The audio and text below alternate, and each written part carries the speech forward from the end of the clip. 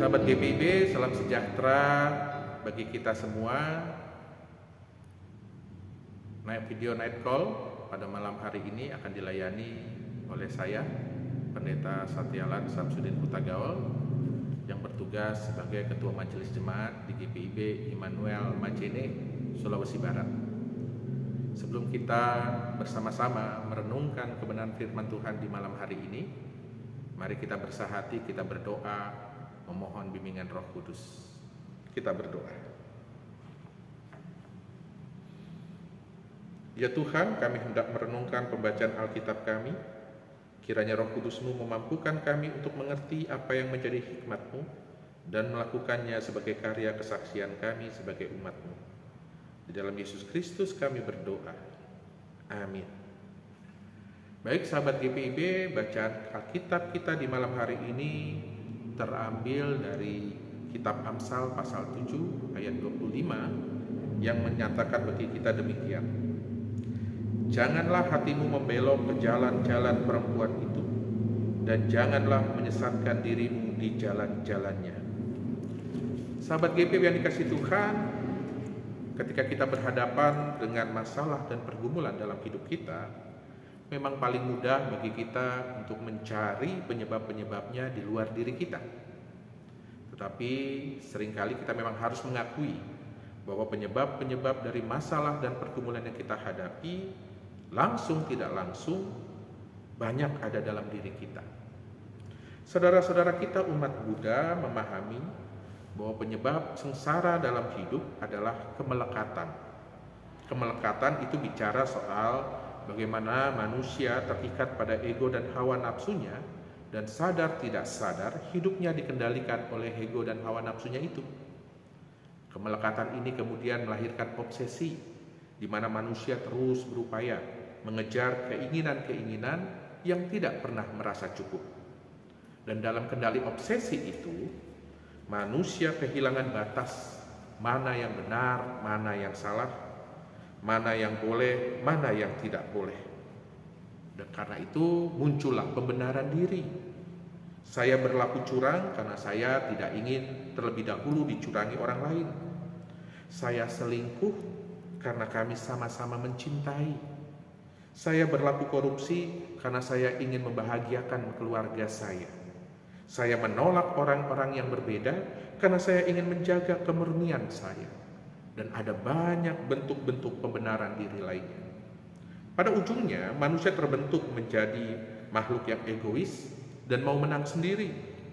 Dan dampak negatif dari hidup melekat dengan ego dan hawa nafsu itu sangat besar.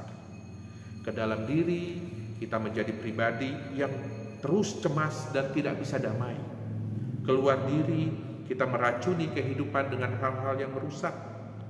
Bukankah perilaku-perilaku jahat, peperangan, bahkan juga kerusakan alam, jika ditelusuri lebih jauh, sumbernya adalah kepentingan diri sendiri yang mencari pembenaran-pembenaran.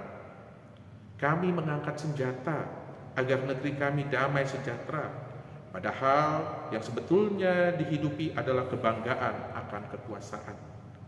Kami mengeksploitasi alam agar kami dapat hidup sejahtera, padahal yang disuburkan adalah budaya konsumtif. Ini semua karena manusia melekat dengan ego dan hawa nafsunya. Prinsip ini juga yang sadar tidak sadar kita gumuli dalam keseharian kita, baik soal keinginan-keinginan kita, atau dalam relasi kita, di tengah keluarga kita, di dalam dunia kerja, atau pergaulan masyarakat kita. Maka di malam hari ini kita diajak untuk mendengar nasihat Salomo dalam Amsal bacaan kita. Kita diingatkan untuk berhati-hatilah, jangan sampai hatimu membelok. Jangan sampai kita tergoda oleh bujukan-bujukan ego dan hawa nafsu kita untuk terus tenggelam dalam kemelekatan yang menghantar kita pada penderitaan. Untuk dapat melepaskan diri dari kemelekatan itu, kita perlu terus menghidupi hikmat yang berasal dari takut akan Tuhan. Rasul Paulus membahasakannya dengan cara yang berbeda, yakni menghidupi pikiran dan perasaan Yesus Kristus. Dengan kita bertekun belajar bagaimana hidup meneladani Yesus Kristus, maka kita akan dimampukan melepaskan diri dari kemelekatan yang membawa derita dan mengalami hidup baru yang penuh damai sejahtera. Maka sahabat GPIB, sebelum kita menutup hari di malam ini, mari kita mengevaluasi diri kita. Sudah sejauh mana kita belajar mengenali ikatan-ikatan ego dan hawa nafsu dalam diri kita, agar kita dapat terus belajar melepaskan simpul-simpulnya yang menjerat kita. Mari mengakui di hadapan Allah jika kita masih sering dikendalikan oleh ego dan hawa nafsu. Mintalah pertolongan kuasa Roh Kudus, maka seluruh proses kehidupan kita akan menjadi proses di mana kita dimampukan untuk semakin bebas dari belenggu kemelekatan kita, dari ego dan hawa nafsu kita, dan mengalami hidup yang penuh damai sejahtera. Amin. Mari kita berdoa. Mengucap syukur ya Allah atas kebenaran firman-Mu. Lingkupi kami dengan kuasa dan hikmat-Mu, sehingga kami boleh semakin lebih baik menjadi umat-Mu. Dalam hidup baru yang Allah berikan, mampukan kami untuk terlibat dalam pekerjaan-Mu, mewujudkan damai sejahtera di dalam dunia. Dan kami memulainya dengan kami kemudian boleh mengelola hidup kami, agar hidup kami menjadi hidup yang dibebaskan dari belenggu ego dan hawa nafsu yang membuat kami menjadi pribadi-pribadi yang egois dan mementingkan diri sendiri. Mampukan kami untuk merawat kehidupan kami seturut hikmat-Mu, sehingga dengan hidup kami yang baik, kami boleh menyemai kebaikan Tuhan juga di dalam rumah tangga dan keluarga kami, di dalam persekutuan kami sebagai gereja, di dalam karya tanggung jawab kami di dunia kerja, bahkan di dalam pergaulan kami di tengah-tengah dunia, sehingga dunia pun boleh menikmati kuasa pemulihan-Mu yang membawa berkat dan damai sejahtera. Dalam segala keterbatasan dan kegagalan kami, kiranya Engkau boleh terus menyatakan karya pengampunan-Mu dan bersabar dalam membimbing dan membentuk kami. Tolonglah dunia ini yang masih bergumul dengan buah-buah dosa yang menyebabkan konflik dan perpecahan. Pulihkan setiap hati manusia dari dendam dan trauma yang disebabkan perilaku mengorbankan sesama. Pulihkan kami untuk kembali menjadi sahabat yang baik bagi yang lain, sehingga kami boleh bekerja sama membangun dunia yang penuh kebaikan Tuhan. Secara khusus, kami teringat kepada saudara-saudara kami yang dirundung ketakutan karena peperangan di Rusia dan Ukraina. Tuhan kiranya segera nyatakan damai sejahtera-Mu atas mereka. Dalam kuasa hikmat, gerakan setiap orang yang punya wewenang untuk kembali pada semangat perdamaian dan menghentikan konflik yang ada. Saat ini juga kami teringat mereka yang bergumul dengan berbagai hal, baik soal kesehatan, pergumulan rumah tangga dan keluarga, ekonomi dan pekerjaan, pendidikan dan cita-cita, dan banyak pergumulan-pergumulan lainnya. Tuhan kiranya melawat mereka dan menyatakan karya pertolongan-Mu yang penuh berkat. Dan kini kami akan beristirahat, maka kami serahkan hidup kami dan malam yang akan kami lewati ke dalam tangan kasih-Mu, sebab kami percaya hanya Padamu lah ada keselamatan. Amin. Sahabat GPIB, demikianlah renungan Night Call kita pada saat ini. Tuhan memberkati kita semua. Salam.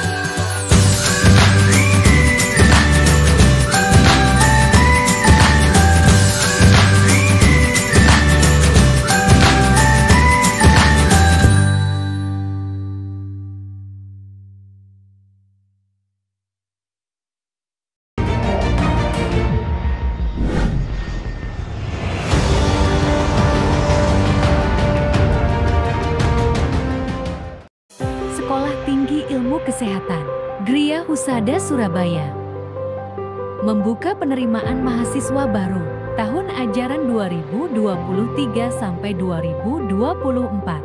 Sekolah Tinggi Ilmu Kesehatan Gria Husada terakreditasi BAN PTB dengan menawarkan 2 program studi, yaitu pertama, D3 Kebidanan, kedua, Administrasi Rumah Sakit.